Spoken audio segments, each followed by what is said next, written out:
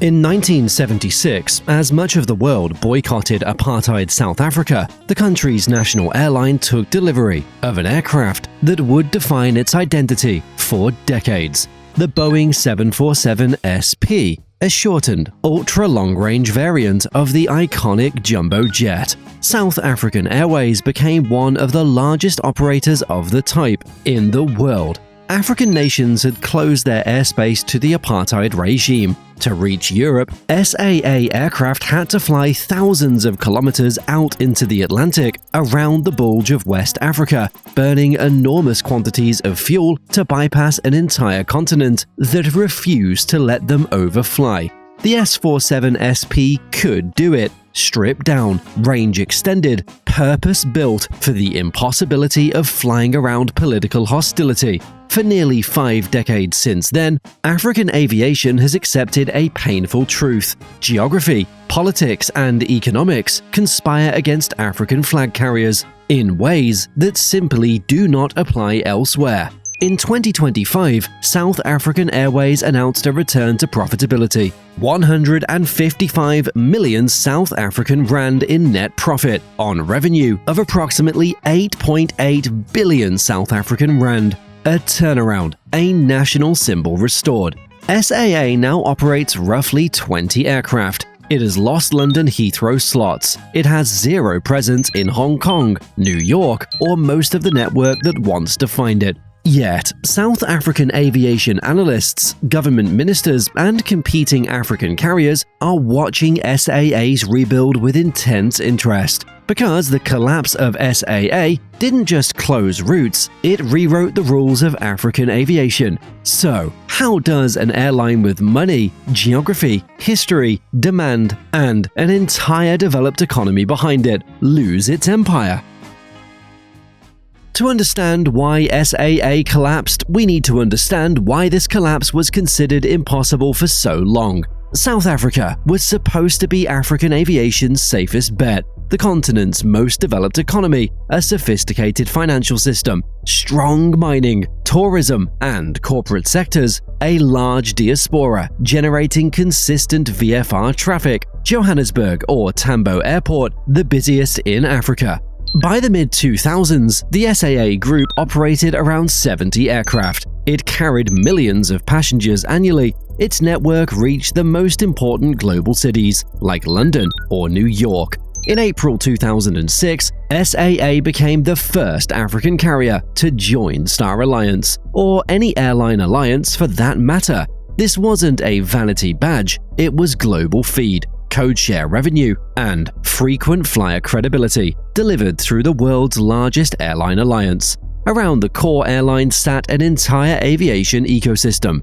SAA Technical handled maintenance. Air chefs provided catering. Mango operated as the low-cost subsidiary. A dense domestic and regional network filled the gaps. The trade-off seemed permanent. African aviation was supposed to be brutal everywhere else, but not here, not in Johannesburg. Johannesburg has real advantages. It is South Africa's commercial capital. It commands strong local demand. It sits relatively close to the South African regional markets. But Johannesburg has one structural weakness that nobody could fix: geography.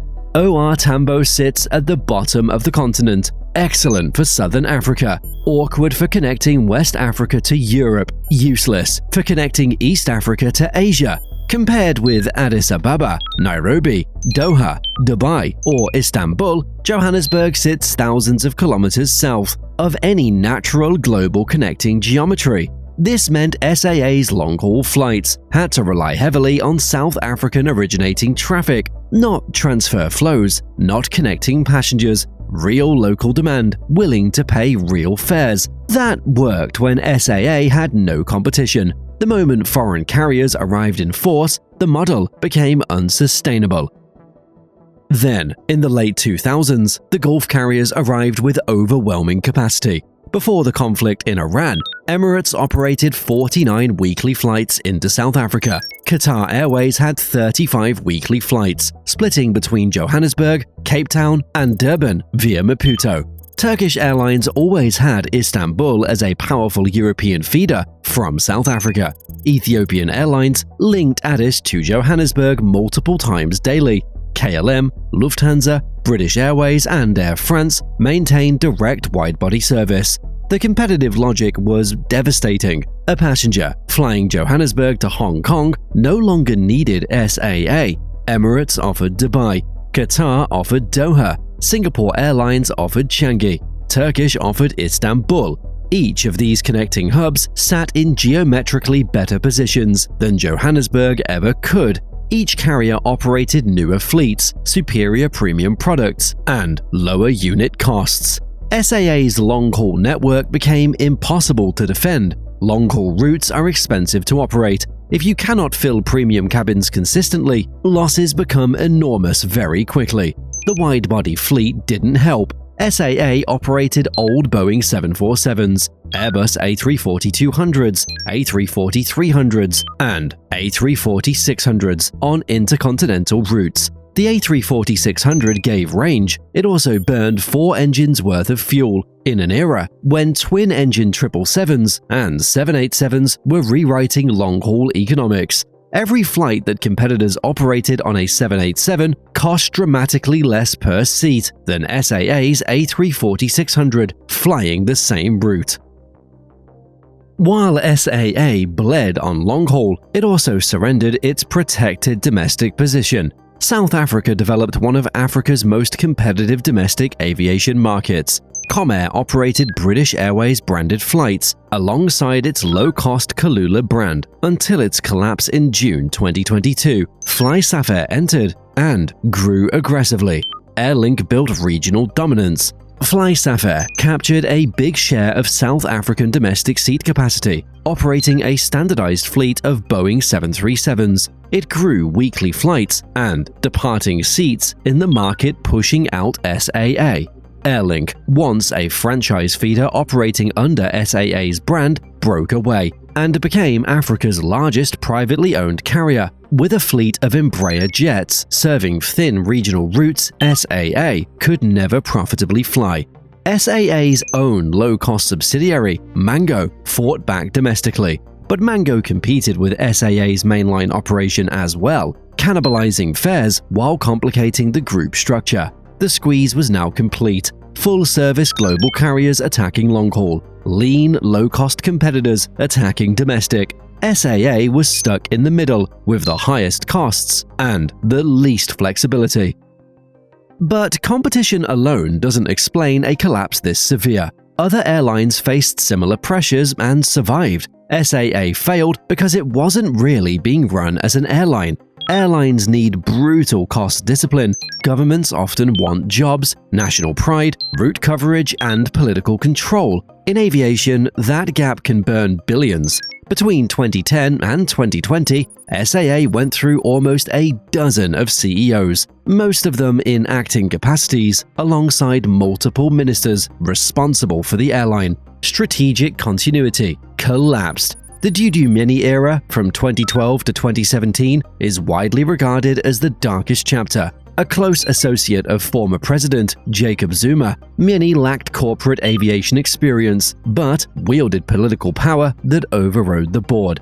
In 2013, Myeni unilaterally altered a board resolution regarding the acquisition of Airbus A320 aircraft. The interference delayed deliveries and cost SAA an estimated 800 million rand in pre-delivery storage fees and penalties to Airbus. In 2016, Myeni pushed to hire BNP Capital to source a 15 billion rand loan, attaching a grossly irregular 256 million rand facilitation fee. When the deal collapsed under public scrutiny, SAA was still hit with a 50 million rand cancellation penalty. She illegally reversed an 85 million rand catering tender awarded to a Germany-backed bidder, restoring the contractor underperforming subsidiary, Air Chefs, in violation of procurement rules. The Pretoria High Court eventually declared Myeni a delinquent director and banned her from holding directorships. The Zondo Commission described her conduct as the antithesis of accountability. SAA continued to accumulate losses in the 2010s. Taxpayers had to foot the bill. In December 2019, South African Airways entered business rescue. Insolvent, unable to meet obligations, unable to fund operations. Then, COVID arrived. The airline mothballed entirely. By the end of 2020, the business rescue practitioners issued Section 189 notices, targeting nearly the entire workforce of approximately 4,700 employees. The unions fought back.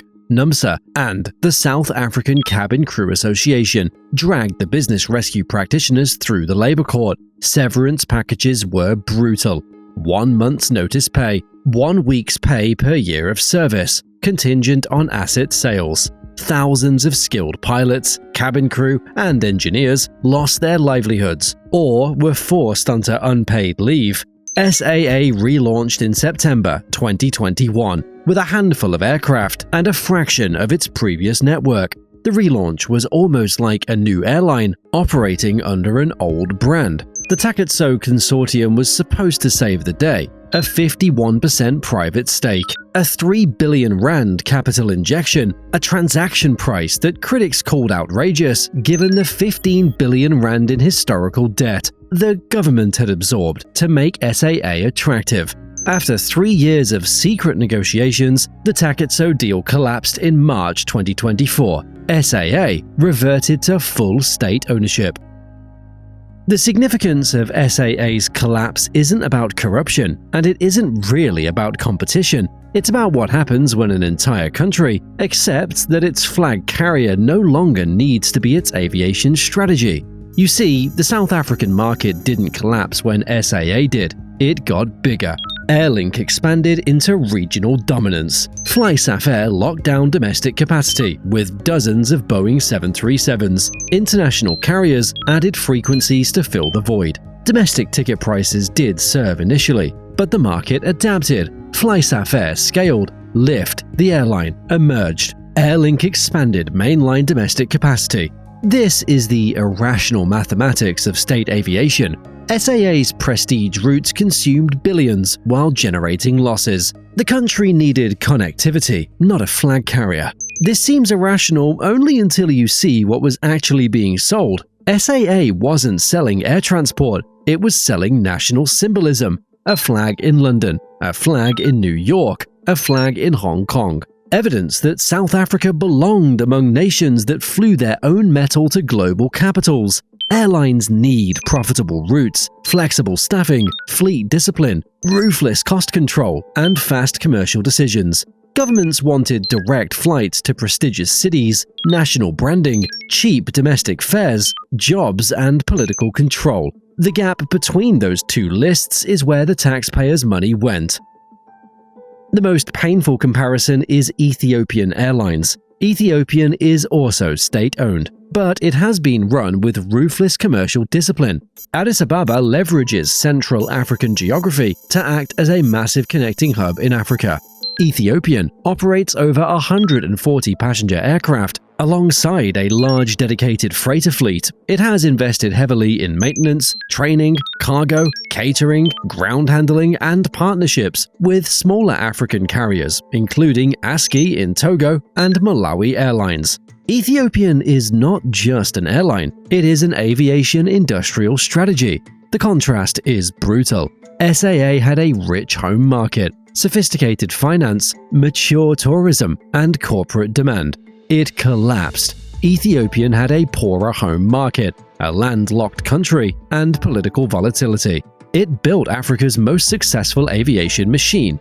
Kenya Airways tells a third story. Nairobi has excellent East African geography. Kenya offers tourism, NGO traffic, business demand, and cargo flows. But Kenya Airways became insolvent in 2018 and needed state support. It posted its first pre-tax profit since 2013 in 2024, helped significantly by foreign exchange gains.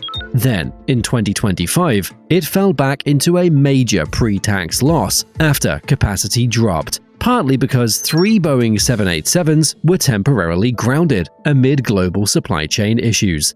A few grounded widebodies can wreck the numbers when margins are this thin. Most African flag carriers cannot escape this gravity easily. Currency exposure presents the first barrier.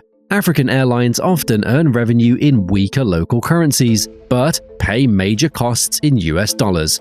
Aircraft leases, spare parts, maintenance, insurance, and fuel are dollar-linked. When the local currency weakens, the cost base gets worse instantly. Taxes and fees present another barrier. In many cases, flying between two African countries costs more than flying from Africa to Europe. Regulatory fragmentation makes networks impossible to optimize. The continent has 50-plus countries, each with different bilateral agreements, visa rules, and political priorities. The Single African Air Transport Market, an African Union project meant to liberalize the continent, has seen slow implementation. Cargo opportunities require infrastructure. SAA never developed cargo as a strategic counterweight. Margins are devastating. Even profitable African airlines exist one currency shock, one grounded aircraft, or one fuel spike away from disaster.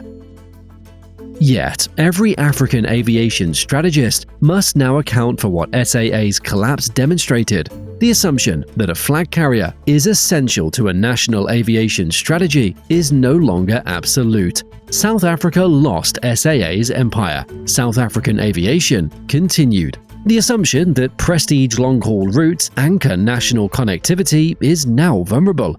London, New York, and Hong Kong are served by foreign carriers. The country still functions. The hub competition has accelerated. TAG Angola is modernizing with Boeing 787s and Airbus A220s, building Luanda's new Dr. Antonio Agostinho Neto International Airport into a potential Atlantic hub, linking Portugal, Brazil, Southern Africa, and China.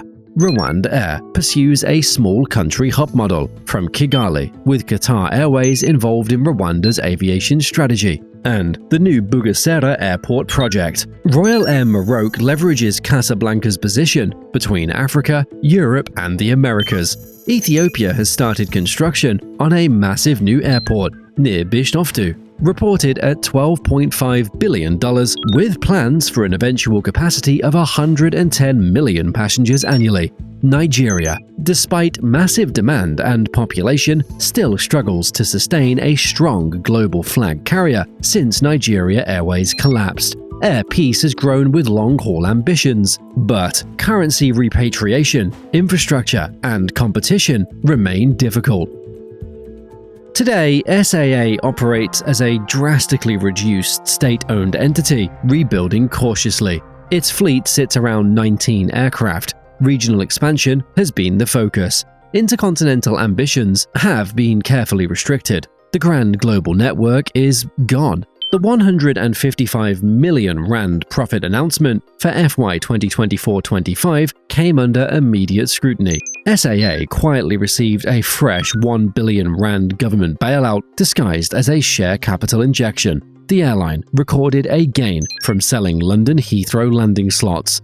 Without selling irreplaceable long-term assets and receiving state support, SAA would have recorded a massive loss. The Auditor General issued 2 consecutive disclaimers, citing unreliable financial reporting, revenue leaks, and weak internal controls. Group CEO, Professor John Lamola, resigned in April 2026. Acting CEO, Matshela Seshibe, now leads, pursuing internal audit reform, cost optimization committees, and digital governance. The corporate plan targets growth to 50 aircraft by 2028. The strategic logic emphasizes domestic trunk routes. Southern African regional services select long-haul routes with strong local demand, and Star Alliance partnerships for global feed. But SAA's reduced footprint creates something honest, a demonstration that for certain countries on certain routes, the question isn't whether a flag carrier should exist, it's whether national pride can accept what the airline must become to survive. In 1976, SAA flew the desperation routes around hostile African airspace because politics demanded it.